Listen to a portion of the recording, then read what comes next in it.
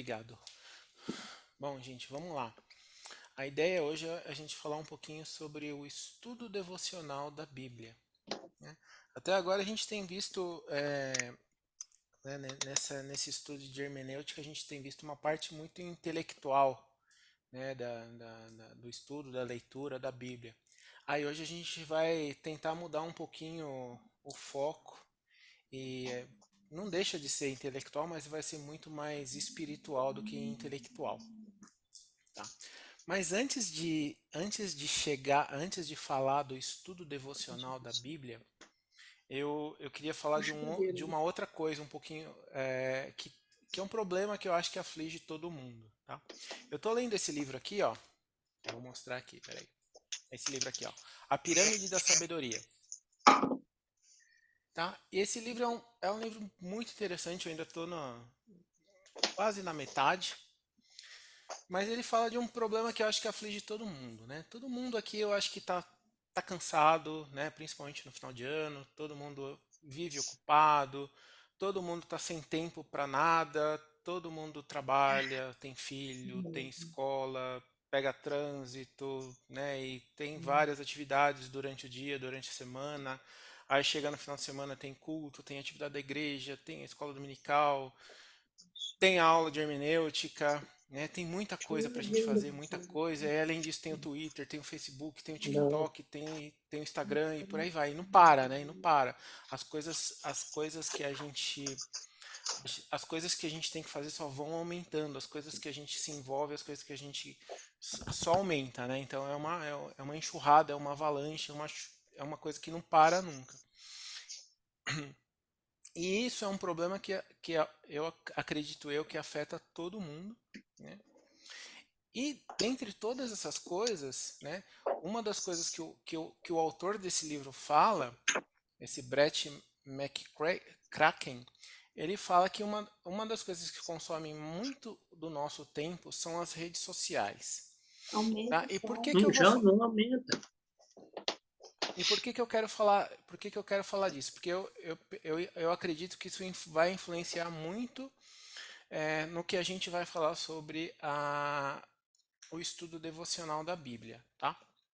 Então, para esse estudo de hoje, eu usei esses dois livros aí. Então, eu usei o capítulo 9 do livro do Walter Kaiser e, e o que eu li até agora do livro da Pirâmide da Sabedoria. Tá? Ele diz o seguinte, uma das frases que ele tem no livro e que servem de base para para ele, para ele trabalhar em todo o texto é a seguinte: ele diz assim, ó, as redes sociais estão nos deixando mais doentes e menos sábios. Então, lá, as redes sociais estão nos deixando mais doentes e menos sábios. E aí ele continua. Ele diz assim, ó, nós temos mais dados e menos clareza, mais estímulos e menos síntese, mais distração e menos quietude, mais sabe tudo e menos ponderações, mais opinião e menos pesquisas, mais palavras e menos atenção, mais julgamentos e menos observações, mais diversões e menos alegria. É interessante isso, né? Porque a gente tem mais de tudo e menos de tudo, né? E menos das coisas que interessam, né? O que que adianta a gente ter tanta informação e não ter clareza das coisas? Né? O que que adianta a gente ser estimulado de todas as formas e de várias maneiras diferentes e não conseguir sintetizar isso em alguma coisa que seja útil para a gente? Né? O que adianta a gente ter tantas distrações no nosso dia, no nosso cotidiano, e não ter quietude, não ter um momento de paz, não ter um momento para gente ficar consigo mesmo, para gente refletir, para gente orar, para a gente ter comunhão com Deus? O que adianta a gente emitir opiniões, né, sem pensar, sem pesquisar, né? Hoje o mundo está muito rápido, a gente tem que ter opinião sobre tudo imediatamente, né? A gente não tem tempo mais de pensar, de pesquisar, de entender um assunto antes de emitir uma opinião. O que, que adianta a gente falar demais e prestar atenção de menos, né? O que, que adianta a gente julgar e não observar antes de fazer esse julgamento, né? E o que, que adianta a gente estar cheio de diversões aí de todas as formas e de todos os jeitos e a gente ser menos alegre, né? Falta você hoje você ter condição financeira de fazer uma viagem, de fazer um passeio, de ir num parque, não quer dizer que você vai, quer dizer que talvez você se divirta, mas isso não quer dizer que você vai estar alegre por isso, né? E aí uma pergunta que o autor do livro faz: o quanto o nosso smartphone nos deixou mais sábios, felizes e satisfeitos, né, nos últimos anos?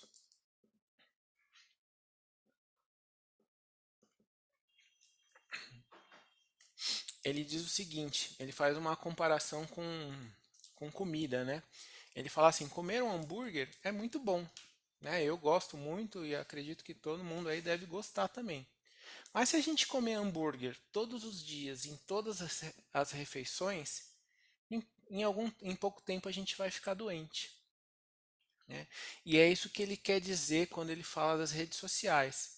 Ele fala que a nossa dieta de redes sociais está nos deixando doentes. Por quê? Porque a gente só se alimenta disso, tá? E a gente só se alimenta disso por quê? Porque a gente não sabe usar as redes sociais. Aí ele diz o seguinte, ele fala assim, a gente consome demais. Então, assim como, como o excesso de comida, né, se a gente comer demais, a gente engorda e a gente fica doente, né, isso faz mal para o nosso corpo, o excesso de informação também adoece a nossa mente. E é isso que acontece com as redes sociais. A gente é bombardeado o tempo todo com um número gigante de informações, né? Então, assim, ao mesmo tempo que eu estou aqui pedindo, no celular pedindo uma comida no aplicativo, eu em seguida estou respondendo no WhatsApp. E aí nisso eu vejo um vídeo que sei lá, que o Lucas está vendo na TV. E aí aí eu dou uma olhada no Instagram. E aí quando eu quando eu olho o Instagram, eu vejo que está tendo uma guerra lá em Israel, eu vejo que está tendo guerra na Rússia, eu vejo gente criticando o presidente atual, eu vejo gente criticando o antigo presidente, eu vejo os estragos que as chuvas estão causando, eu vejo um vídeo engraçado, eu vejo um versículo da Bíblia, eu vejo sei lá, uma piada, uma frase do C.S. Lewis, e por aí vai. É muita coisa ao mesmo tempo e muita coisa diferente. E o problema é que toda essa quantidade de informações, né, diferentes nos cansa demais e nos deixa estressados. O nosso cérebro não foi feito para trabalhar assim, né, com informações fragmentadas, ou seja, com informações, com vários pedaços pequenos de informações de várias coisas diferentes. A gente não foi feito para isso. Aí tem um chat aqui, deixa eu só ver o que é. Só perdem para os vídeos curtos. É, então, a gente não foi feito para isso. A gente não foi feito para trabalhar com muitas informações de vários assuntos diferentes e tudo isso ao mesmo tempo. Tá? Então, isso nos adoece. Outra coisa que ele fala aqui. Além da gente consumir demais, a gente consome rápido demais. A gente vive numa era atormentada, é complicado viver nos dias que a gente está vivendo, né? A notícia que de ontem já é irrelevante hoje, né? A gente é viciado em novidade, a gente não tem mais tempo para pensar, para refletir sobre os assuntos, a gente precisa de ter opiniões imediatas, a gente não pode perder o time. Hoje aconteceu uma coisa curiosa, eu fui buscar o Lucas na escola, na saída, na rua seguinte à saída da escola, tem um ponto de ônibus. E tinha um ônibus parado e tinha um adesivo bem grandão, assim, escrito. Como que é?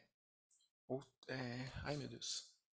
Eu vou confundir as coisas, vocês me ajudam aí, tá? É outubro azul? É outubro azul ou outubro rosa? Agora eu não lembro. Novembro, novembro azul. Novembro Outubro, azul. outubro rosa. Ah, tá. Então é. Então era isso. Então é outubro rosa, né? Tinha um adesivo bem grande assim no ônibus escrito outubro rosa. Aí ele falou assim, maluco, assim, bravo, falou, papai, esse ônibus está desatualizado. A gente já está no final de novembro e ele está falando de outubro rosa. Como assim? Né? Então, assim, se isso é assim para ele, que é pequenininho, imagina para a gente. Então, o que era novidade hoje já passou. Ontem, perdão, já passou hoje. Né? A guerra em Israel já deixou de ser uma novidade, né? A gente já nem, né? Muitas vezes a gente nem acompanha mais, né? As coisas, as bombas continuam explodindo, mas a gente já está ligado na eleição da Argentina, né? Então, assim, o que era novidade ontem já não é mais hoje. E isso acontece todos os dias, né? 365 dias por ano, ano após ano. Então, assim, a gente consome informações rápido demais. E além de consumir informação rápido demais, a gente tem a tendência a consumir apenas aquilo que nos parece bom. Né? O próprio algoritmo das redes sociais faz isso. Né? Ele é programado de forma que a gente vai receber só aquilo que a gente tem interesse. Né? Não sei se vocês já assistiram um documentário que tem no Netflix que chama O Dilema das Redes. Eu assisti. Tá. Para quem não assistiu, eu recomendo que assista o quanto antes. Que é um documentário impressionante, né? É um documentário que os próprios criadores, né, do YouTube, do Instagram, sei lá, do Facebook, de todas as outras redes sociais, dão depoimentos, e nesses depoimentos eles falam das táticas e das maneiras que eles usam para manipular as pessoas. Então, assim, nós somos totalmente manipulados pelas redes sociais. Tá? Então, assim, as redes sociais nos estimulam e nos direcionam para que a gente tenha as notícias e as informações exatamente daquilo que a gente gosta. Né? E o documentário deixa isso muito claro. Né? Por exemplo, se você começa a pesquisar sobre a Terra plana, as redes vão começar a te bombardear com informações de que assim a Terra é plana, até chegar o momento que você vai ficar em dúvida: será que a Terra é plana? Então, assim, as redes sociais são ferramentas muito poderosas, né, na mão das pessoas que as criaram, e a gente tem que tomar muito cuidado com o uso que a gente faz delas, né, porque elas nos manipulam com facilidade. Então, assim, todas essas coisas tiram a nossa atenção para o que é mais importante. Todas essas coisas, com o tempo, nos fazem doentes. Todas essas coisas acabam dificultando a nossa comunhão com Deus. Né? Se a gente tem a mente sobrecarregada, se a gente tem a mente confusa, se a gente tem a mente cheia de informações, se a gente tem a mente cansada, a gente vai ter menos disposição, a gente vai ter menos entendimento, a gente vai ter menos vontade de ter comunhão com Deus. Né? E aí o livro continua dizendo que para mudar essa situação, a gente precisa mudar a dieta. Né? Então, ao invés dessa dieta que não é saudável, a gente precisa migrar para uma dieta que seja saudável. Né? E para construir essa dieta saudável, ele usa como exemplo a pirâmide alimentar. Né? E não sei se todo mundo já viu essa ilustração, mas essa ilustração mostra, né, mostra uma pirâmide, e nessa pirâmide estão os alimentos que a gente deveria consumir, né, dos mais importantes aos menos importantes. Então, a base da pirâmide tem os alimentos que são fundamentais para o nosso bem-estar.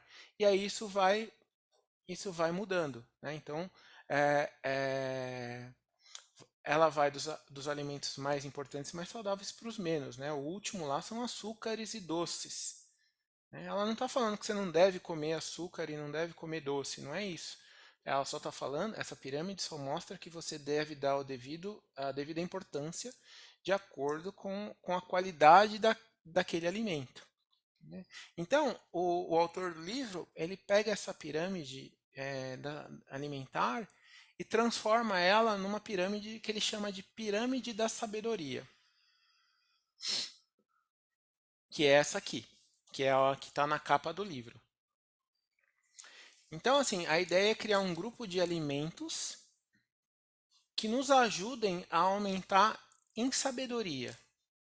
E essa sabedoria, né, tem a ver com Deus, que nos ajudem a aumentar o nosso conhecimento, a nossa comunhão e a nossa intimidade com Deus, né? E isso tem muito a ver com o assunto do estudo de hoje, que é o estudo devocional da Bíblia. Tá? Então, da mesma forma que a pirâmide alimentar, essa pirâmide da sabedoria, ela vai nos mostrar os alimentos na sua ordem de importância. E o que é que está lá na base? O que é o mais importante de tudo, segundo o livro, né?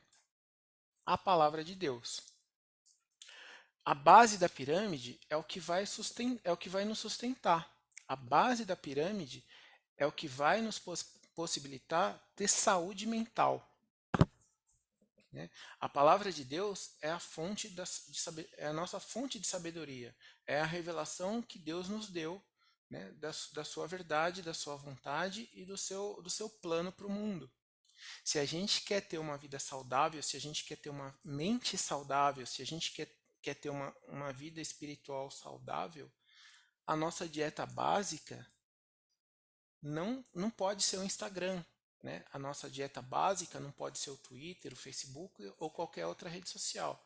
A nossa base, né, a nossa dieta básica, o nosso principal tem que ser a palavra de Deus, né? Quanto mais Instagram, menos vida espiritual. Se a gente for olhar aí o tempo que a gente passa no Instagram e o tempo que a gente gasta em comunhão com Deus, a gente vai ver que tem uma discrepância aí em muitos casos, tá? E em segundo lugar, o que ele coloca? Acho que dá para ver aí na imagem, né? Ele coloca a igreja. A igreja está em segundo lugar na pirâmide de sabedoria. A igreja é o povo de Deus, né? A igreja é fundamental, principalmente na época que a gente vive. A gente vive numa época de individualismo, onde toda a minha verdade é a verdade universal, a minha vontade é a vontade universal, o meu jeito de fazer as coisas é o jeito certo de fazer as coisas, tá? Então, a igreja quebra isso, né? A igreja nos alimenta com a palavra, né? Na igreja, a gente tem comunhão, né? E muitas vezes a gente tem porque quer, e muitas vezes a gente tem porque é obrigado, né? Pelo menos a princípio, a ter comunhão com pessoas que são diferentes, com pessoas que pensam diferentes, com pessoas que agem diferentes, com pessoas que têm costumes diferentes da gente. Mas o bacana de tudo isso, e por isso que a igreja está aí, é que todas essas pessoas fazem parte do mesmo povo. Todas essas pessoas de cores diferentes, de costumes diferentes, de hábitos diferentes, de padrões sociais diferentes, todas essas pessoas são filhos de Deus, são pecadores buscando Jesus Cristo. Então, a igreja é uma coisa fundamental porque a igreja nos une. A igreja não nos une porque somos iguais, porque somos semelhantes. A igreja nos une pela graça de Cristo. É só por isso que a gente consegue estar junto. É pela graça. E não por nenhum outro motivo, né? E aí, em terceiro lugar, aí na imagem dá para ver, é a natureza, né? Deus se revela na criação. Se a gente ler lá o Salmos 19, versículo 1, está escrito assim: os céus proclamam a glória de Deus, e o firmamento anuncia a obra das suas mãos. né? É maravilhoso você poder ter oportunidade de ir num parque, de viajar para um lugar mais afastado, em que há mais natureza do que prédios, e você conseguir ver Deus nessas coisas, né? Isso é maravilhoso, você olhar o pôr do sol, né, e se emocionar com essa visão, porque você está vendo a glória de Deus, você está vendo a majestade, você está vendo o poder de Deus ali, né, na natureza, nas coisas que foram criadas. Então isso é fundamental também e o autor coloca em terceiro lugar, né, a capacidade de se deslumbrar com a natureza, né? Muitas vezes a gente acaba perdendo isso, né, com o tempo. Né? Aqui na frente do meu prédio tem várias árvores, aqui do lado tem o condomínio Portal do Morumbi, tem o colégio, tem uma área verde muito grande aqui. E, e muitas vezes a gente esquece, né, de quão belo, de quão grandioso é isso, de como isso reflete um pouco da glória, do poder e da majestade de Deus, né? Então a gente não pode perder essa capacidade de maravilhamento com as coisas que Deus fez. Né? E a natureza está aí justamente para isso, para que a gente se maravilhe com ela e para que a gente glorifique a Deus por conta dela. Tá? Em quarto lugar, na pirâmide, estão os livros. Né? Assim, o hábito da leitura, né, principalmente de bons livros, né, de vários temas diferentes, de autores diferentes, de épocas diferentes, nos torna menos egocêntricos. Né? Tem um autor famoso aí, que eu não vou falar o nome dele, porque eu não sei se todo mundo gosta dos livros dele, mas ele disse assim, ele disse, um leitor pode viver mais de 1000 vidas antes de morrer. E é verdade, né? A literatura nos ajuda a desenvolver o imaginário, a literatura nos ajuda a ter ideias para solucionar problemas, né? A literatura nos ajuda a nos colocar no lugar do outro, né? A viver uma vida que não é a nossa e sentir na pele, né? Sentir pelo menos na mente como seria viver aquela vida, né? E outra coisa fundamental também, as redes sociais, o consumo, né, das redes sociais, como a gente já disse, é muito rápido. A informação é muito rápida. Se você está no Instagram, em 5 minutos de Instagram, você já leu dezenas de coisas, todas de assuntos diferentes e nenhuma delas se correlaciona. Se você está lendo um livro, o ritmo é diferente, o ritmo é mais lento. Né? E isso acalma nosso cérebro, isso nos tranquiliza, isso tira um pouco da nossa ansiedade. Então, por isso que a literatura também é fundamental para a gente ter uma mente mais tranquila. Tá? Em quinto lugar, está a arte. Né? Então, assim, ouvir boa música, né? Visitar museus, ir ao teatro. A gente tem que contemplar tudo aquilo que é belo. Né? Deus deu ao homem a capacidade de criar coisas incríveis. Né? Deus deu ao homem a capacidade de criar beleza. E isso é fantástico. Né? Se você vê um quadro bonito, se você ouve uma boa música, essas coisas podem te levar a ter comunhão com Deus. Né? A contemplação, a admiração, né, o meditar nessas coisas pode te levar a Deus. Essas coisas nos mostram Deus. Né? Se você vai sei lá, no Museu do Louvre, por exemplo, aquele lugar é maravilhoso. Né? O quão rico é aquilo, o quanto a gente pode ver ali da graça de Deus para com as pessoas, né? Quanto talento Deus deu para essas pessoas para que elas pudessem fazer aquelas coisas e tornar essas coisas disponíveis para todo mundo. Né? Então, a gente consegue glorificar Deus através da contemplação da arte. Né? E por último, aqui no última na pirâmide, ele fala de internet e redes sociais. É assim, o autor ele não fala que a gente tem que deixar de usar o Instagram, o Twitter, o Facebook, seja lá o que for. Mas ele recomenda que a gente use essas redes com moderação, que a gente use a internet com propósito, né? Sempre buscando coisas que vão nos engrandecer, que vão nos tornar pessoas melhores. Então, assim, a internet nos possibilita estar aqui hoje, né, fazendo esse estudo sobre esse assunto. Né? Durante a pandemia, a internet foi fundamental para que a gente continuasse tendo cultos. Então, assim, a ferramenta é fantástica e pode ser muito boa, pode ser muito útil e pode ser muito engrandecedora, desde que usada da maneira correta e com moderação. Né? É a história do hambúrguer. Se você comer hambúrguer de vez em quando, não tem problema nenhum. Não vai te fazer mal. Mas se você comer hambúrguer em todas as refeições, em todos os dias, você vai ter problemas mais cedo ou mais tarde. Tá? Então, assim, eu queria fazer essa introduçãozinha com base nesse livro, porque eu acho que isso vai ser importante e vai nos ajudar a entrar no tema principal, que é o estudo devocional da Bíblia. Tá? Então, agora que a gente já tem uma dieta, uma ideia de dieta balanceada, né? Vamos mudar aqui o assunto. Então, assim, o tema é o estudo devocional da Bíblia. Né? Mas para a gente saber o que é o estudo devocional da Bíblia, a gente precisa saber o que é um devocional primeiro, né? Não sei se alguém quiser falar o que é um devocional, fica à vontade, por favor.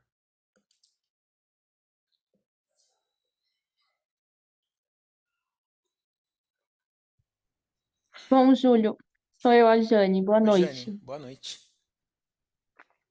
Então, eu faço devocional todos os dias. No caso devocional, né, eu entendo que é o meu momento com Deus, né?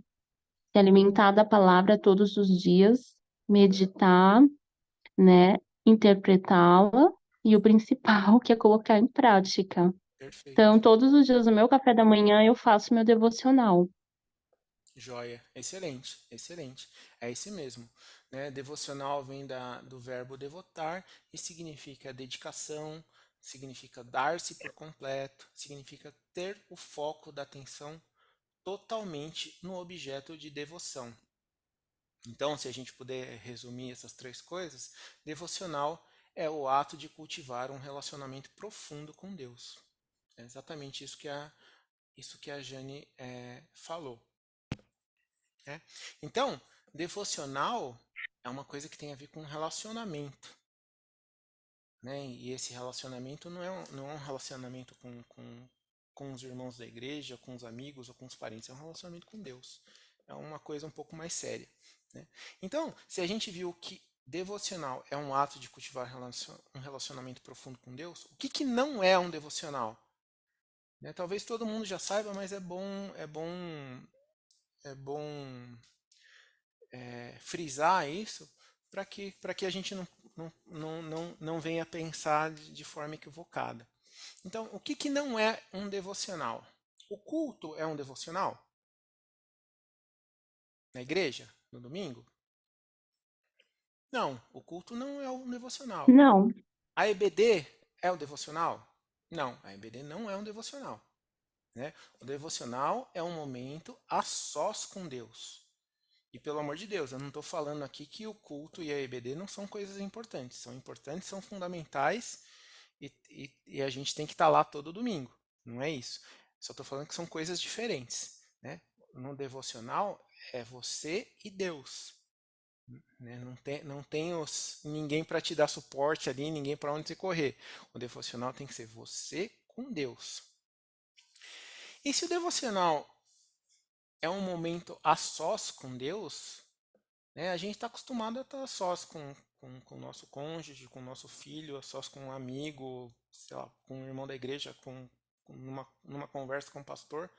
E dependendo com qual pessoa você está a sós, você tem um tipo de reação, você tem um tipo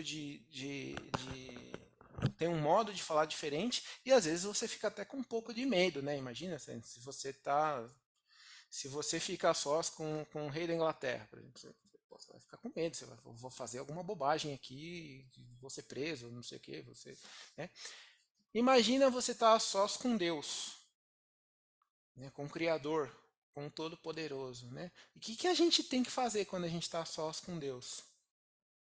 O que Deus espera de nós quando a gente está a sós com Ele? né? O C.S. Lewis dizia que Deus não quer algo de nós. Ou seja, Deus não quer alguma coisa, ele não quer nada de nós. Ele simplesmente nos quer. Então Deus nos quer na integralidade, no total, né? Deus não quer alguma coisa específica, ele quer a gente, né? Isso é assustador e é maravilhoso ao mesmo tempo, né? Isso só mostra a responsabilidade que a gente tem e mostra também ao mesmo tempo o privilégio que a gente tem, né? Então a gente tem esse privilégio, que também é uma grande responsabilidade, de ter um momento a sós com Deus. Tá? E aí sim, quando a gente está a sós com Deus, o que a gente faz? A Jane já deu um spoiler aí, mas eu vou continuar aqui mesmo com o spoiler dela. Tá? Então, quando a gente está a sós com Deus, a gente pode, por exemplo, louvar, a gente pode orar, e a gente pode ler a Bíblia e meditar no que a gente está lendo. A gente vai ver cada um desses itens com um pouquinho mais de cuidado, tá? Mas o importante é que esse momento a sós com Deus não pode ser feito de qualquer jeito, né? Não pode ser feito enquanto você tá com a televisão ligada, não pode ser feito enquanto você está dirigindo, que você está prestando atenção no trânsito, não pode ser feito enquanto você tem muita gente falando perto de você, enquanto as crianças estão brincando, correndo, não pode ser feito assim, não pode ser feito com descuido, não pode ser feito de qualquer jeito, né? É uma coisa muito criteriosa, uma coisa muito importante, uma coisa que a gente tem que ter muita atenção, né? O que o momento devocional pede e exige da gente, né? Para ter esse momento de estudo devocional, a gente tem que ter tranquilidade, né? Então, de novo, não adianta a gente estar na bagunça, a gente tem que estar num lugar tranquilo, um lugar silencioso, um lugar em que a gente sabe que não vai ser interrompido, né? A gente estima um tempo para isso e sabe que naquele tempo a gente vai estar tranquilo, né? Uma coisa importante, quando você for fazer o seu devocional, se você for fazer na sala, deixe o celular no quarto. Se você for fazer no quarto, deixe o celular na sala, né? Então tem que ser um momento tranquilo, tem que ser um momento seu com Deus e mais ninguém. O momento devocional tem que ser um momento prazeroso. Você não tem que estar ali por obrigação. Falar, gente, hoje eu não fiz o meu devocional ainda, eu tô cansado, eu tô com sono, eu não sei o que, tenho outras coisas para fazer, mas eu vou parar 15 minutinhos aqui para fazer. E aí você faz meio no automático, meio sem querer, meio sem vontade, meio por obrigação. Não pode ser assim. O seu momento devocional tem que ser um momento de prazer. Você tem que ter prazer em estar na presença de Deus, né? E outra coisa, o momento devocional é um momento de total entrega. Então, naquele momento em que você está ali na presença de Deus, você tem que estar ali na presença de Deus 100%. É difícil isso, mas a gente tem que se esforçar para não ficar pensando nas coisas do trabalho que a gente vai ter que fazer no outro dia, sei lá, no que vai ter lá na lancheira da escola do seu filho, né, no boleto que você tem que pagar no dia seguinte. Não, a gente tem que tentar esquecer das preocupações e focar toda a nossa atenção a Deus. Olha que interessante esse texto que está lá em Josué 1:8. O texto diz assim: Não deixe de falar as palavras deste livro da lei, e de meditar nelas de dia e de noite, para que você cumpra fielmente tudo o que nele está escrito. Só então os seus caminhos prosperarão e você será bem-sucedido. Tudo que a gente vai ver de estudo devocional da Bíblia está contido aí dentro desse trechinho de Josué, né? Então vamos tentar dar uma olhada em cada uma das partes dessa frase aí. Ó. Não deixes de falar as palavras deste livro da lei. A palavra de Deus tem que estar em nossos corações, né? A boca fala do que o coração está cheio. Então, se a gente está cheio da palavra de Deus, é dela que a gente vai falar, né? E é com base nela que a gente vai ter opinião. Oi, Rosenda, você quer falar? Fica à vontade. Eu Perdão. só, voltando um pouquinho naquele slide anterior, Júlio, em que você fala, não, tranquilidade, ser prazeroso, total entrega. Nem sempre, né? É assim. Não, a gente sabe, tá perfeito, né? Uhum, Mas aquele dia em que você não tem a tranquilidade interior, você não está com vontade, parece que você não vai ter prazer se você ler, se você for fazer algum momento devocional. Aquele dia que você não quer se entregar, tem dias de revolta, né? sim, Pelo menos eu tenho. sim, Eu acho que esse é o mais importante, você, mesmo que não tenha tranquilidade, mesmo que é, você naquele momento não sinta, parece que você não vai sentir prazer, mesmo que você faça recortando as coisas, eu acho que o dia que tem que fazer, sim. sabe? Não, Eu acho que esse dia é o mais perigoso, é o mais necessário é, e acontece. é. Eu li um texto que chama é, Deus quer o seu devocional quando você está cansado, é alguma coisa assim, eu não lembro, mas é mais ou menos Uhum. essa ideia do título. E é justamente isso que ele fala, né? Mas assim, o que eu estou tentando dizer aqui é que é o mundo ideal, que a gente não pode fazer disso que você está falando uma regra, entendeu?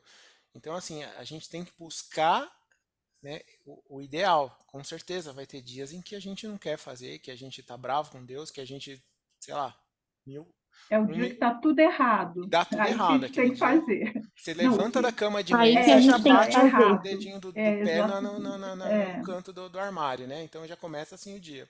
Então, assim, é. concordo, tem que fazer, né?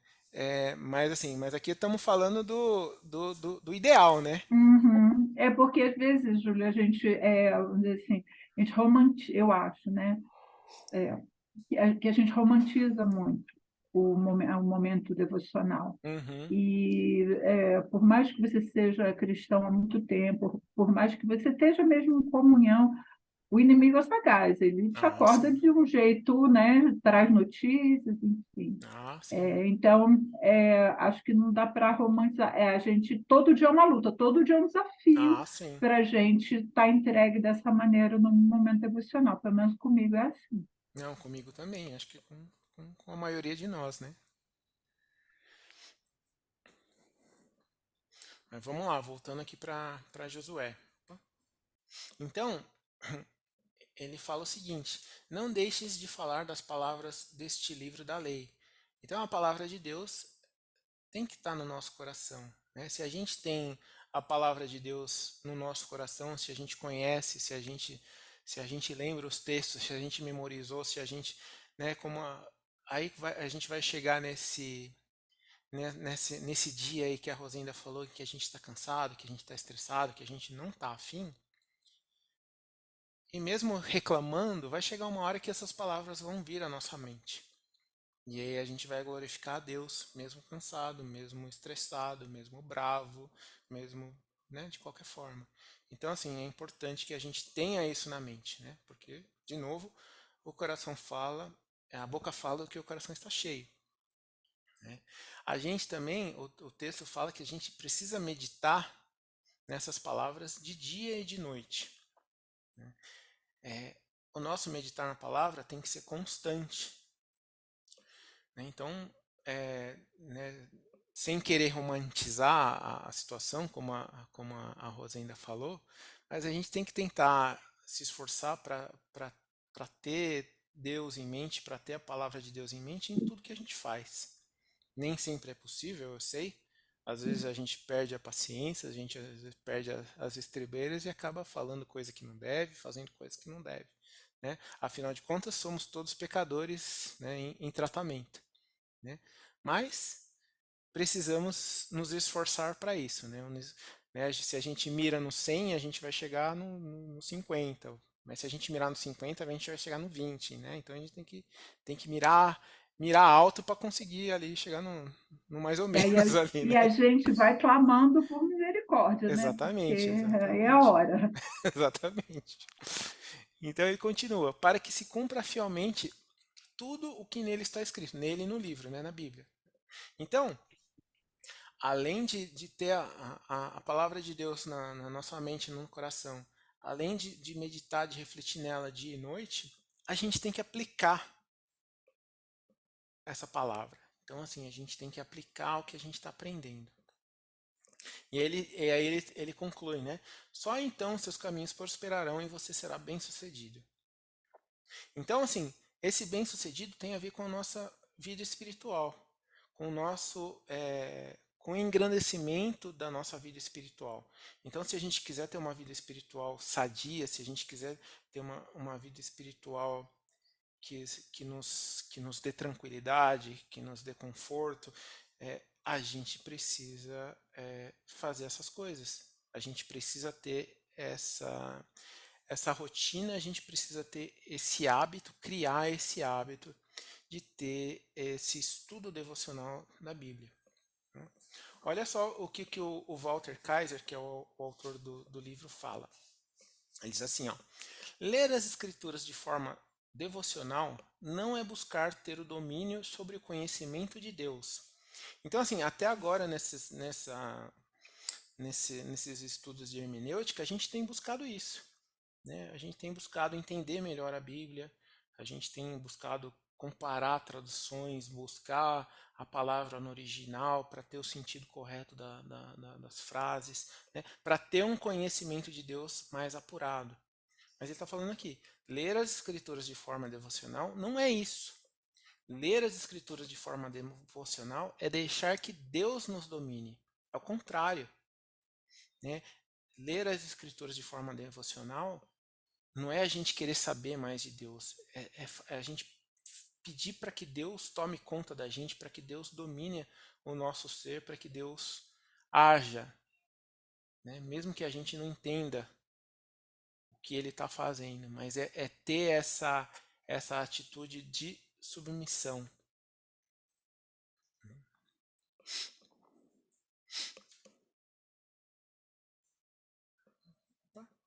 Então, assim,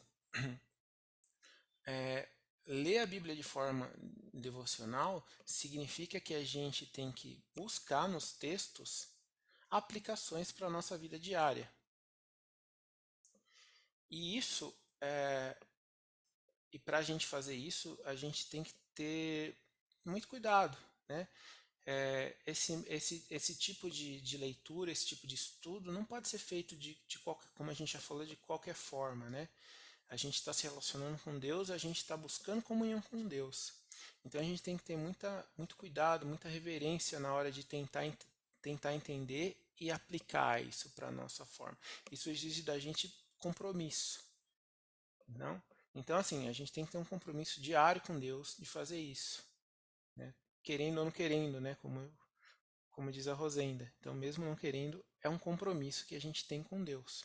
É obediência, É né, obediência. Júlia? A gente faz por obediência. Ele mandou, a gente faz. Exatamente. É igual ir na igreja. Tem domingo que você não tá É afim, isso aí. mas você vai. É ter Né? obediência. Pelo menos comigo é assim. É verdade, comigo também não é. Né? E esse compromisso, né? O que a gente busca assumindo esse compromisso com Deus? A gente busca mudanças, não é? E que tipo de mudanças a gente busca? Principalmente mudanças nas nossas atitudes e nos nossos valores. Se vocês lembrarem lá do texto de Gálatas 5, 22 e 23, né, Paulo fala lá dos frutos do Espírito.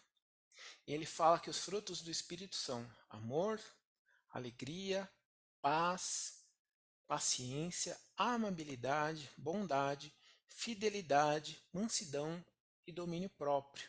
E aí no finalzinho do texto ele fala assim, contra essas coisas não há lei.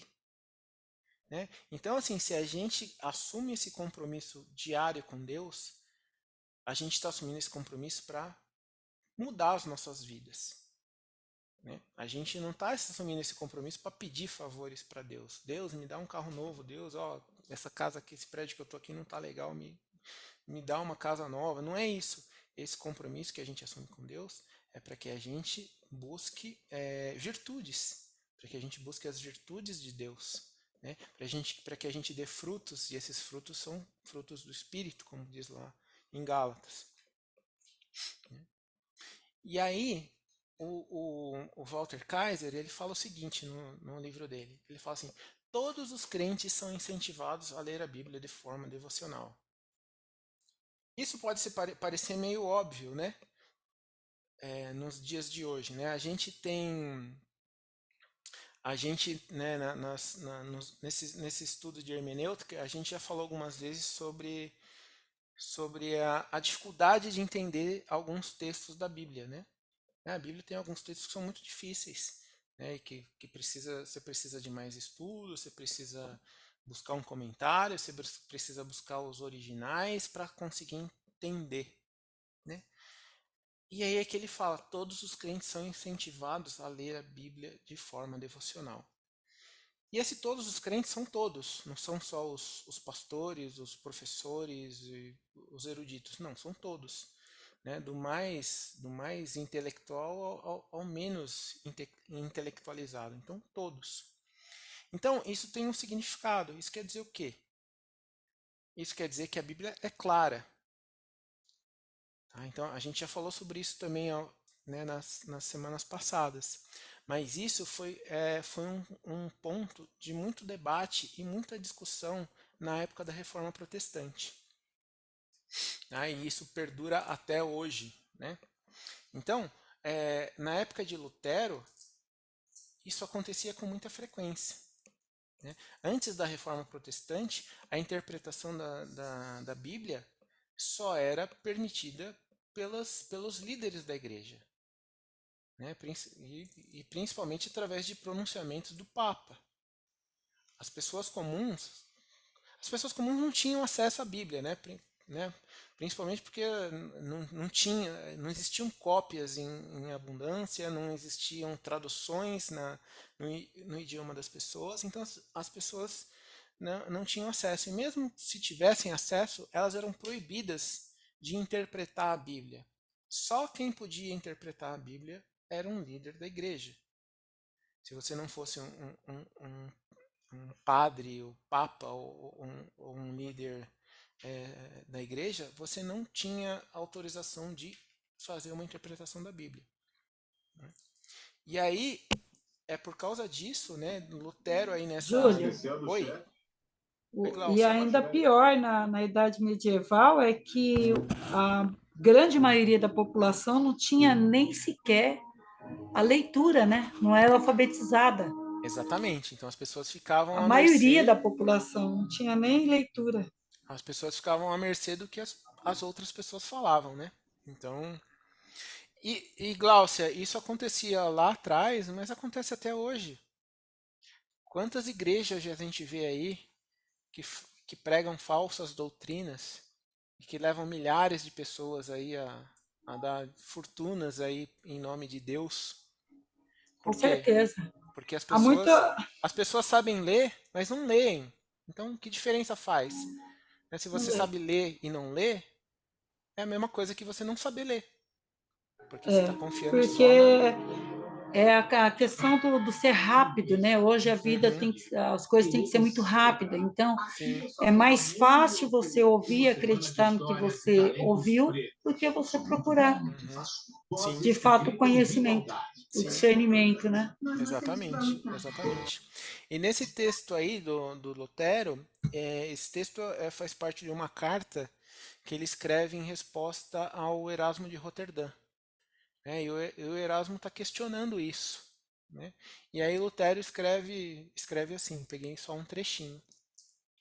Ele escreve assim, ó, admito, é claro, que há muitos textos nas Escrituras que são de difícil compreensão, mas esses textos, de forma alguma, impedem o conhecimento do conteúdo das Escrituras. Então, o que Lutero está dizendo aqui? Que a mensagem essencial da Bíblia é clara, que para qualquer um que tenha a possibilidade de ler a Bíblia, essa mensagem vai ser clara. A Bíblia é clara e possível de ser entendida em todos os aspectos necessários para o conhecimento da obra redentora de Cristo e para o nosso desenvolvimento espiritual. A gente não precisa ser pastor, a gente não precisa estar no seminário, a gente não precisa ser professor para ter esse conhecimento. Né? A pessoa mais humilde tem condição de ler a Bíblia e tirar essas verdades do texto dela. Olha só, a Confissão de Fé de Westminster também fala sobre isso. Lá no parágrafo 7, onde ele fala da doutrina das Escrituras. Está escrito assim, ó. Na Escritura, não são todas as coisas igualmente claras entre si, nem, do mesmo modo, evidentes a todos. Contudo, as coisas que precisam ser obedecidas, cridas e observadas para a salvação, em outro passo das Escrituras, em um ou outro passo das Escrituras, são tão claramente expostas e explicadas, que não só os doutos, mas ainda os indoutos, no devido uso dos meios ordinários, podem alcançar uma suficiente compreensão dela. Então, a Bíblia está aí para ser lida e para ser entendida por todo aquele que busca. Doutos e indoutos. Tá? Tem muito douto que lê a Bíblia e tem o conhecimento apenas intelectual. Né? Então, assim, essa frase da confissão e o texto de Lutero, eles vão muito além do simples entendimento da palavra. Né? O simples entendimento de você ler as frases e conseguir concatenar o que está escrito ali e entender o sentido racional daquilo. Isso vai muito além disso. Né? A gente já falou sobre isso também, mas a Bíblia não é um livro comum. A Bíblia não é um livro de literatura. A Bíblia não é um livro que você lê e que, se você tem alguma dúvida sobre alguma palavra, você vai lá no dicionário, entende o significado daquela palavra e tudo começa a fazer sentido. A Bíblia não funciona assim. A Bíblia é a palavra de Deus. E para que a gente entenda a Bíblia, muito mais do que intelecto, a gente precisa do Espírito. É só o Espírito Santo que habita em nós. Né? E esse nós aqui são as pessoas que aceitam a Jesus como o único Senhor e Salvador. Então, só quem tem o Espírito Santo tem condições de entender o que está escrito na Bíblia. Né?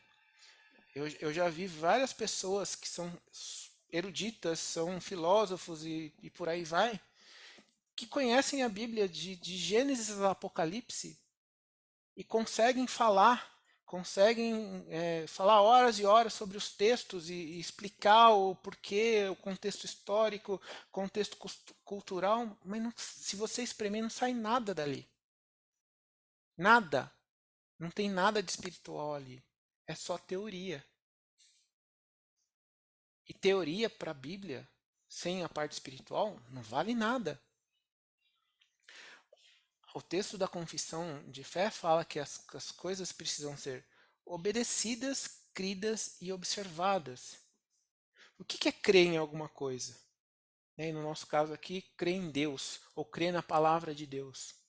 Quando a gente crê em Deus e quando a gente crê na palavra de Deus, a gente coloca toda a nossa confiança, né? Ou na palavra ou no próprio Deus. A gente entrega a nossa vida para Deus por conta dessa crença, por conta da nossa fé. O que é obedecer? Obedecer, quando a gente obedece a Deus, é difícil obedecer a Deus. Quando a gente diz que vai obedecer a Deus, né, a gente esquece que a gente tem que obedecer a Deus nas coisas boas e nas tribulações. Então, quando a gente fala que quer obedecer a Deus e que vai obedecer a Deus, a gente tem que se submeter à vontade dele e não à nossa. Isso nem sempre é agradável. Obedecer a Deus é um ato de reverência. Obedecer a Deus é um ato de amor. E isso não tem nada a ver com intelectualidade. Não tem nada a ver com conhecimento científico, não tem nada a ver com conhecimento teórico das Escrituras. Quando ele fala em observar, o que é observar? A gente tem que estar sempre atento, a gente tem que estar sempre diligente, a gente tem que ter na nossa mente os mandamentos de Deus. Observar significa colocar essas coisas em prática. Significa que a gente leu, que a gente entendeu, que a gente sabe o que Deus quer de nós e colocar isso em prática. Então, todas essas atitudes, elas estão muito além do nível intelectual de qualquer pessoa, de qualquer coisa. Né? A única forma da gente conseguir fazer essas coisas é se a gente tiver o Espírito Santo habitando em nós. Se não for assim, não tem e a Bíblia não serve para nada. A Bíblia vai ser só um livro de histórias. Olha só, olha esse texto que interessante de 1 Coríntios. Diz assim, ó: não sabeis vós que sois o templo de Deus e que o Espírito de Deus habita em vós? Se alguém destruir o templo de Deus, Deus o destruirá, porque o templo de Deus, que sois vós, é santo. Ou seja, se o Espírito habita em nós, nós somos santos, né? Santos no sentido de separados para Deus. E Deus nos dá condição de entender o que Ele quer de nós. Né? Então, assim, e por que isso? Por que a Bíblia precisa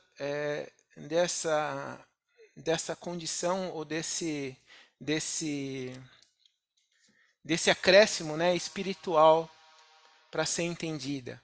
Tá lá a própria, né, a gente já falou sobre isso também. A Bíblia interpreta a Bíblia, né? Então, de novo, lá em 1 Coríntios, está escrito assim, ó: quem não tem o Espírito não aceita as coisas que vêm do Espírito de Deus, pois lhes são loucura, e não é capaz de entendê-las, porque elas são discernidas espiritualmente. Né? Jesus, em algumas ocasiões, Jesus, quando falava as parábolas, depois tinha que explicar para os discípulos o que ele estava dizendo com aquilo, né? Porque eles ainda não eram capazes de entender o que estava sendo dito. E a mesma coisa os incrédulos. Se você não tem o Espírito Santo habitando dentro de você, a salvação pela morte na cruz, uma pessoa morrer na cruz para te salvar dos pecados, não faz sentido. É loucura. A única forma da gente acreditar nisso, da gente botar a nossa fé nisso e da gente colocar todas as nossas certezas nisso, é tendo o Espírito Santo habitando em nós. Isso é fundamental na hora de fazer um estudo devocional da Bíblia. A gente tem que começar a ler a Bíblia para esse estudo com essa certeza na mente. Mas, como que a gente tem que ler a Bíblia de forma devocional? Né? Isso aqui não é uma regra, tá? É uma sugestão, isso é uma coisa muito pessoal, cada um tem um jeito, tem uma hora, cada um tem a sua maneira de fazer. Mas aqui o livro e outras pesquisas que eu fiz trazem algumas sugestões de como a gente pode fazer isso. Então, se você não sabe como fazer, se você tem dúvida, pode usar isso aqui como uma sugestão que talvez te ajude a ler a Bíblia dessa forma, a estudar a Bíblia dessa forma. Vamos lá. Primeira coisa, a gente precisa escolher um horário. Então, assim, a Jane falou que ela faz depois do café da manhã, né? Se eu não estou enganado. Então, ela definiu esse horário para ela fazer o estudo devocional dela. Então, assim, a gente precisa ter consciência de como é o nosso dia e saber em que período do dia a gente vai estar mais tranquilo. Isso não quer dizer que a gente vai estar mais calmo, mais relaxado, ou mais em paz, mas que a gente vai ter menos interrupções. Então a gente precisa ter um horário do dia em que a gente definir um horário do dia em que a gente sabe que a gente vai estar mais tranquilo, que vão ter menos pessoas querendo falar com a gente, ou sei lá, ou que os filhos estão dormindo, né, ou que logo depois do almoço, ou logo depois do café da manhã, não sei. Cada um tem a sua agenda, cada um tem o seu modus operandi, e cada um sabe o melhor horário. Então, assim, a gente precisa definir um horário, né? O livro recomenda que esse horário seja fixo, né? E isso, se você for ver outros tipos de método de estudo, né, que não sejam a Bíblia, mas outros tipos de estudo, a recomendação é sempre essa, que você consiga manter um horário fixo. Isso ajuda seu cérebro a entender que está chegando a hora de você fazer tal coisa. Então, ajuda seu cérebro a criar o hábito de sempre naquele horário estar disponível para fazer essa determinada coisa. Tá? Então, isso tem um fundamento. Tá? Então, assim, tentar escolher um horário e que esse horário seja fixo dia após dia. Tá? Outra dica, escolha um local. Né? O ideal, de novo, Rosenda, isso aqui é o mundo ideal. A gente precisa, dentro né, se for possível, ter um local tranquilo para a gente fazer esse estudo. Né? Então, se a gente puder ter um lugar tranquilo, um lugar confortável, onde a gente consiga sentar de forma confortável, em que a gente possa passar algum tempo sentado sem sentir dor na perna, sem sentir dor nas costas. Se a gente puder ter isso, ótimo. Vamos buscar isso. Né? E se além de ter esse local confortável, a gente puder ter uma caneca d'água, uma caneca de café, ou seja lá o que for para a gente beber, para a gente não precisar sair da onde a gente está para pegar isso, ótimo. O ideal também é que a gente tenha um caderninho e uma caneta para a gente fazer algumas as anotações. Então, assim, a gente tem que escolher um local e, se possível, que esse local seja o mesmo todos os dias e que esse local já seja pré-preparado para esse estudo. Né? A única coisa que não pode ter nesse local é o celular. O celular se deixa em outro lugar. Depois, o tempo. Então, assim, Deus não quer que a gente ore 14 horas por dia. Ele não quer isso. Né? Ele está muito mais importante, né? De novo, como a Rosenda falou, se a gente não está com paciência, a gente ora mesmo assim. Mas se não, se a gente está num dia bom, vamos procurar fazer desse dia bom um dia melhor. E vamos colocar qualidade nas coisas que a gente faz, principalmente nas coisas que a gente faz para Deus. Então, assim, nesse momento com Deus, dentro do possível, vamos fazer com a máxima qualidade possível. Vamos fazer com que esse tempo seja um tempo exclusivo para Deus. Né? E aí o livro fala assim, quem quer sempre arruma um jeito. Quem não quer sempre arruma uma desculpa. Então, assim, é muito fácil a gente arrumar desculpas para não fazer as coisas, né? E principalmente as coisas relacionadas a Deus, né? Então é muito fácil a gente ter uma desculpa para não querer ir na igreja, é muito fácil a gente ter uma desculpa para não ler a Bíblia, é muito fácil a gente ter desculpa para um monte de coisa, principalmente no que é relacionado a Deus.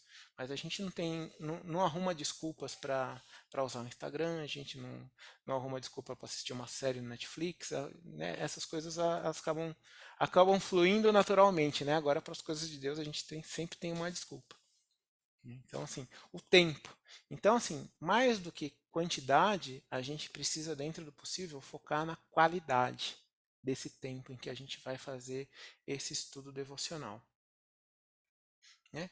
E aí, depois de tudo preparado, né, da água no copo, do caderninho, tudo certinho, você está sentado confortável, você vai fazer o quê? Você vai fazer o devocional, você vai fazer o estudo. E como que você faz isso? Né? De novo, isso aqui é muito pessoal, cada um faz de um jeito, isso aqui é só uma sugestão, é só uma ideia. Né? Então, você pode começar fazendo o seu devocional louvando. Opa! Isso. Você pode começar a fazer seu devocional louvando. Então você pode louvar a Deus antes de começar como primeira coisa do seu estudo devocional. Depois disso, você pode orar. E aí uma coisa que eu li também que eu achei interessante, muitas vezes assim, a gente vai orar e a gente acaba falando, ai meu Deus, eu sei que eu tenho que orar, mas eu não lembro os motivos exatamente. Então assim, ao longo do dia, vai anotando. Ai, gente, lembrei que eu preciso orar por tal pessoa, aí anota. Ah, nossa, eu vou orar por esse negócio aqui, aí anota. E aí chega na hora do seu devocional, você já tem lá uma listinha. Fala, ó, hoje eu vou orar por esses motivos aqui. Então você já tem pronto ali, você não é pego de surpresa, você não precisa ficar pensando nos seus motivos de oração. Quer falar, Agora tem Rony? até aplicativo, né, Júlio, Ah, para é? isso. Ah, eu não É, conheço. tem. Ah, que Eu legal. uso um, né? Que legal. Eu não conheço. Mas é uma coisa que pode ajudar, né? Você chega lá e fala, ai meu Deus, e agora? O que eu vou orar? Não sei.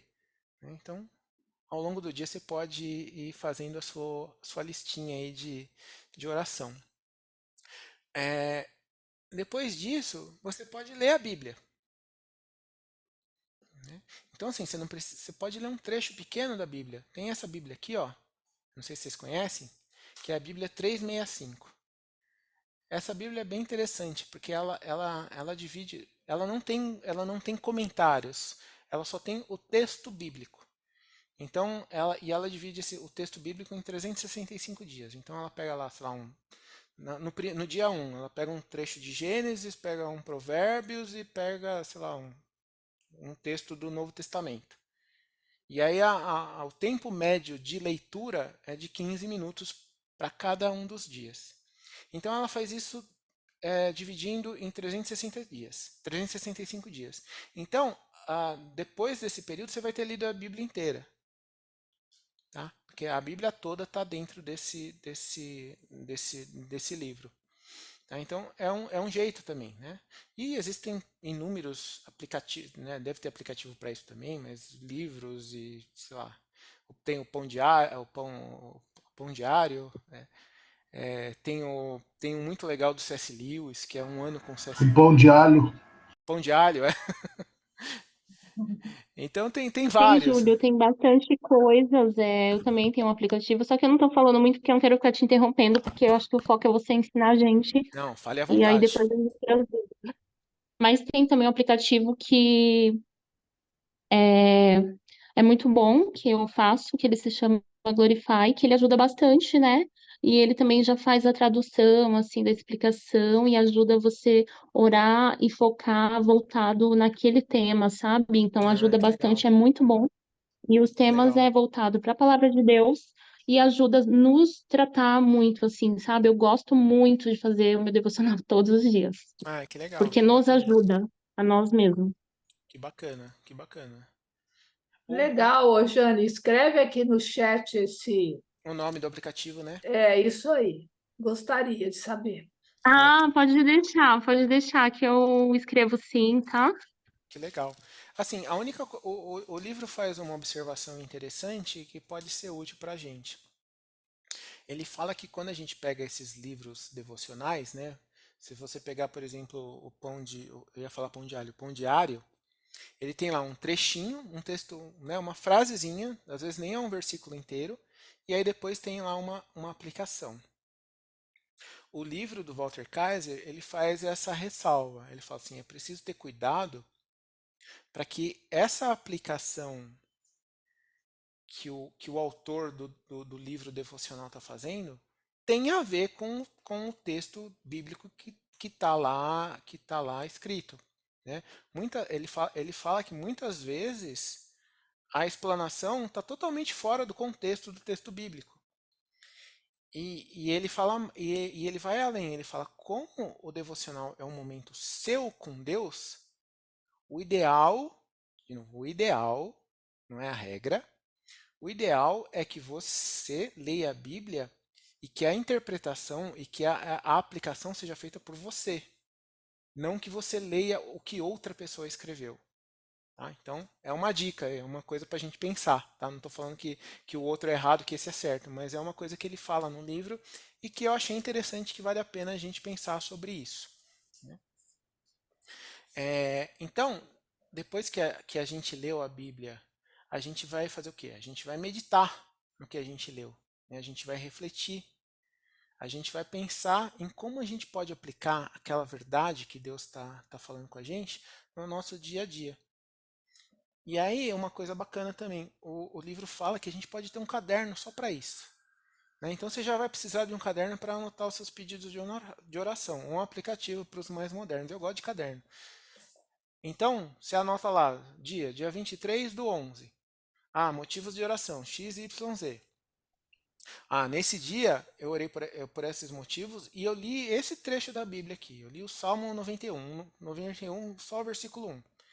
E do Salmo 91, de acordo com o que eu senti naquele dia, com o que eu li naquele dia, com o que eu meditei e refleti, eu posso aplicar ele desta forma. Aí você anota no caderninho. Aí no final do ano você vai ter o seu livro devocional, escrito por você. Entendeu? E que vai refletir a sua vida e não a vida de outro. O seu 365, né, Júlio? Exatamente. E isso pode ser muito interessante, né? Talvez, não sei se todo mundo tem esse hábito de escrever, não sei se todo mundo tem essa essa constância, né? Consegue ter essa constância, mas eu achei muito interessante, né? E pode ajudar muito. Gente, olha que plano maravilhoso para 2024. Todo mundo providenciando seu caderninho. Alunos de hermenêutica, vamos fazer nosso diário. Caderninho com 365 páginas. Tá?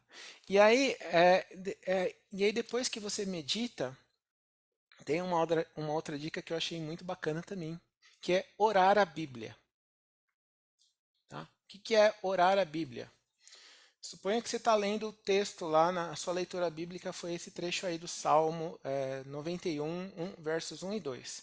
Aquele que habita no abrigo do Altíssimo, descansa à sombra do Todo-Poderoso, pode dizer ao Senhor, Tu és o meu refúgio e a minha fortaleza, o meu Deus em quem confio.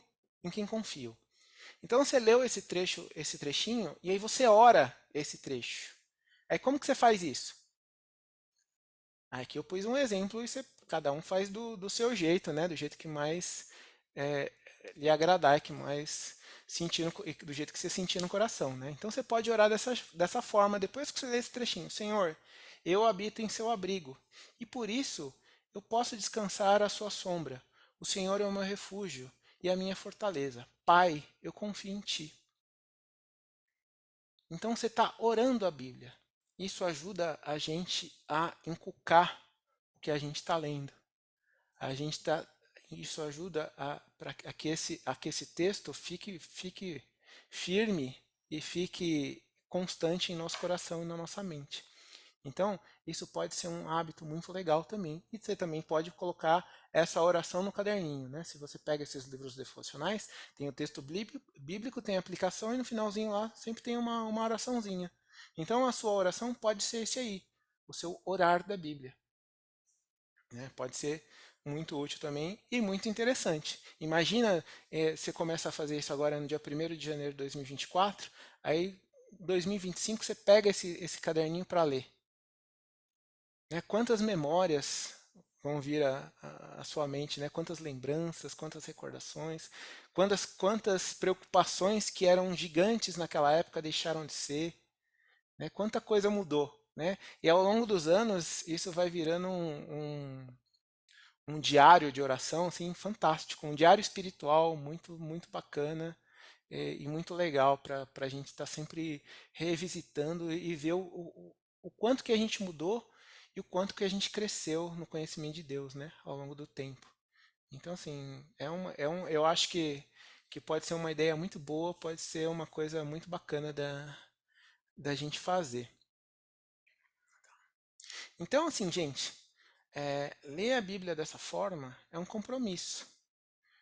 É um compromisso que a gente firma, né, não com o pastor, não com o presbítero, não com ninguém. É um compromisso que a gente firma com Deus.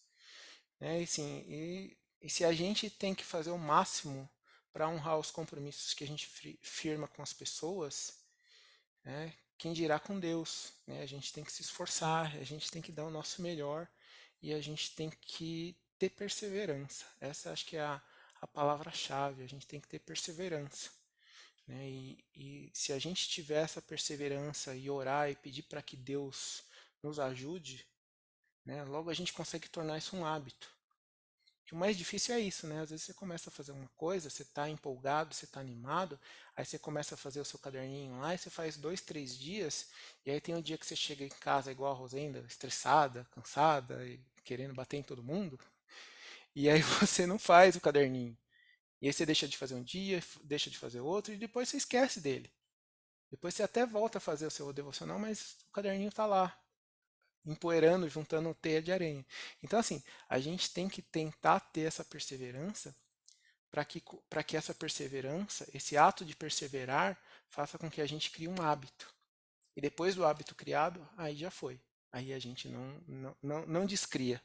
Ô, A gente... Júlio, Oi. deixa eu te falar. Eu acho que às vezes é uma questão de prioridade, não é nem de perseverança, porque às vezes eu acho que a gente coloca tantas coisas na frente e tira Deus da escala. Uhum. Né? É uma questão, é uma coisa que eu achava espetacular no meu pai. Meu pai, ele chegou a ter, num ano, acho que 12 cargos, né? Além da profissão dele de militar, né? De todas as profissões que ele teve várias, mas como militar, mesmo sendo militar, ele teve 12 funções na igreja. Mas ele acordava às 4 horas da manhã para ler a Bíblia. E ele não lia, ele estudava, era uma coisa incrível. Ele pegava até o mapa bíblico, punha do lado, estudava, punha o dicionário, estudava, era maravilhoso. Eu nunca tive essa estratégia, né? Uhum. Então, é uma coisa que você vê que é a prioridade. Sim. É a prioridade, porque às vezes você tem perseverança para várias coisas, mas Uhum. para as coisas de Deus você coloca lá no final, infelizmente. Com certeza. Só isso. Com certeza. E, gente, por hoje era isso. Não sei se alguém tem algum comentário, alguma observação. Eu quero compartilhar um negócio da idosa. Claro. Gente, porque a gente vai ficando mais velha, eu tenho uma boa memória, mas às vezes acontece, porque essa dica que você falou, ó, pega realmente anota, né? Porque dar aula traz muita coisa à memória, você grava o que você está ensinando, então quando a gente dá aula para criança, a gente, né, aquelas coisas, as principais passagens da Bíblia estão na cabeça da gente. Agora, quando a gente lê a Bíblia mais de uma vez, quando a gente volta em determinadas passagens, você fala, meu, mas eu não li isso, não é possível, eu enrolei, não é possível, eu li sem atenção, não estava concentrada. Foi daqueles dias que eu não estava concentrada, que eu li para obedecer, mas não gravei nada. Ou, às vezes o pastor está pregando, eu falo, gente, que passagem é essa? Que eu não... Aí a idosa falou, estou ficando esquecida, não é possível. Decidi o seguinte, eu vou resumir, vou pegar um caderno para o Novo Testamento, outro para o Antigo Testamento, e eu vou resumir tudo que eu leio. Tudo.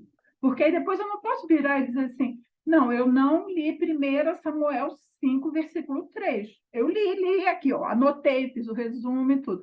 Fiz isso, deu um trabalho, eu não concluí a Bíblia inteira fazendo isso, mas fui bem adiantada e dá na mesma, porque eu continuo não lembrando de determinadas Não, passagens. eu Então, o faço problema isso da também. idade Não é só com a tudo. Bíblia, mas com livro. Com livros, por exemplo, eu anoto no próprio livro. No próprio Ah, livro. E aí, às vezes, quero saber alguma coisa, vou pesquisar, aí eu vou ler o livro e tem uma anotação minha falando sobre aquele. Eu falei, gente, eu não li isso. Como que eu né? anotei esse negócio? É fogo, viu? Mas assim, vai piorar, tá, Júlio? É, Vai ai, piorar. meu Deus, Brenda, eu que achei medo. que você ia dizer.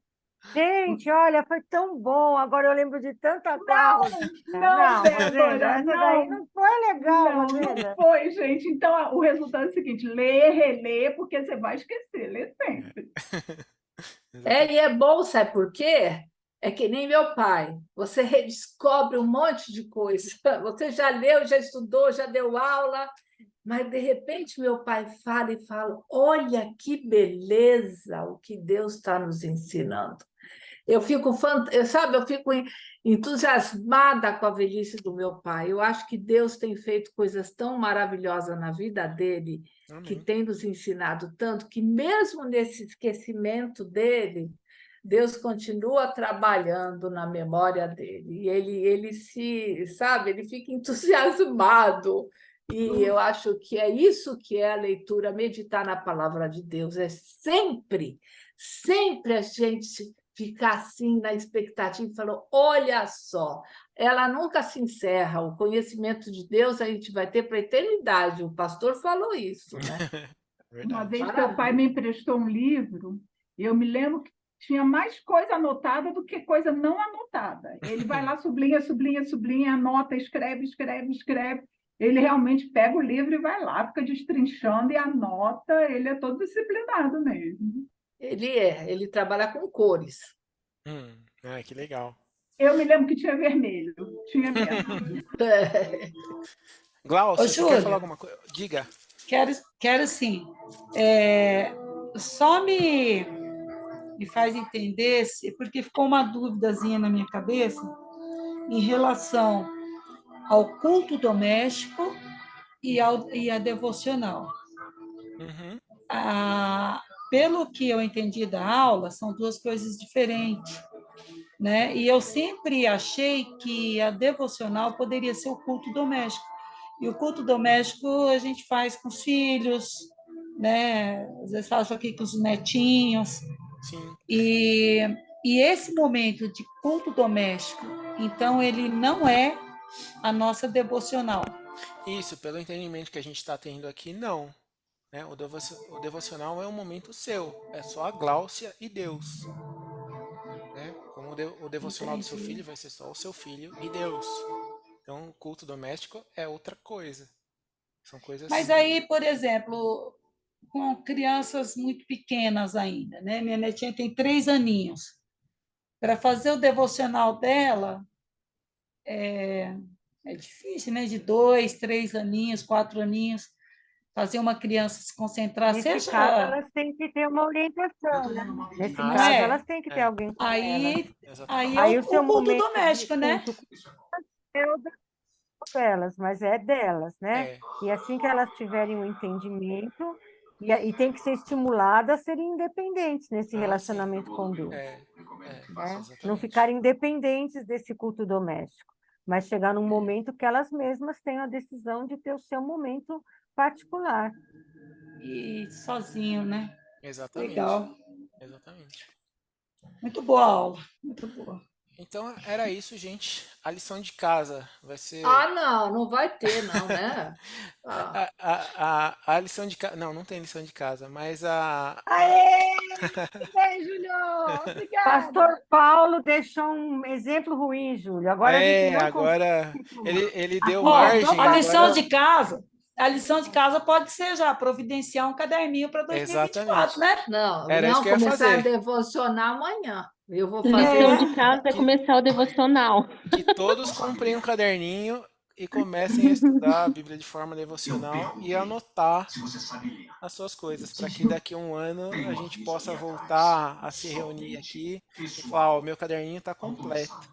E tanta coisa passou, tanta coisa mudou, tanta coisa que eu estava preocupado e hoje eu vi que Deus resolveu e que não são mais preocupações que eu tenho. Então a lição de casa é essa. Que daqui a um ano a gente volte aqui para conversar sobre esse assunto, que todo mundo tem um caderninho cheio de anotações aí, cheio de. Amém, Júlio. Que seja isso Amém. mesmo. Amém. Mas é isso, gente. Muito obrigado pelo tempo de vocês. Que Deus abençoe a todos. E até a semana que vem. Obrigada, Júlio. Muito bom. Obrigada, Obrigada. Júlio. Amém. Obrigado. Muito Obrigado, bom, Júlio. obrigada. Foi Boa Obrigada. noite, gente. Boa noite. Boa noite, fiquem com Tchau. Deus. Que Obrigado, Deus te Tchau, tchau. Também, você abençoe, também. Júlio. Amém. Tchau. A nós todos. Tchau. Tchau, gente. Tchau. O pastor tentou atrapalhar, mas não deu certo. Pois é. É Ele tá na complicado sala, isso. nem vi se ele Ele tá. está, não sei se ele Tá. está ouvindo, mas ele está. Tá. Não está na sala, não. Não? Ué, tem aqui, Paulo Santos é quem? Sou eu. Ah, então tá. Ele tá Tchau, assim. gente. Tchau, gente. Obrigado. Boa noite. Tchau, Boa tchau. Boa noite. noite. Tchau. Tchau.